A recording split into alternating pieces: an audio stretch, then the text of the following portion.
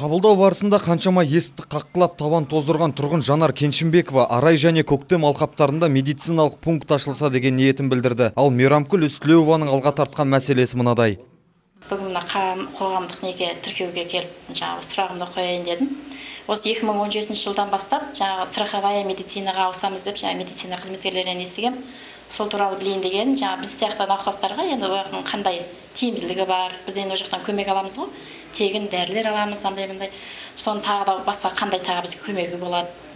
Темірді қызған шағында соқ Жамбыл атындағы медициналық колледжінің мұғалімі Малика Мирзарахимовна аталмыш білім ордасында электрондық портал деген сабақ ашсақ деген оймен бөлісті. Қойылған әрбір сұрақтың шешімі шығарылып, құзырлы мамандарға тапсырма берілді. Тегін алатын дәрі-дәрмектің тізімі көбейді, кеңейді. Түсіндіңіз бе? Сосын барып ем алатын мекеменің саны көбейді. Өйткені міндетті әлеуметтік медициналық сақтандыру дегеніміз бұрын тек мемлекет мойнына алып келсе, осы денсаулық сақтау шығындары.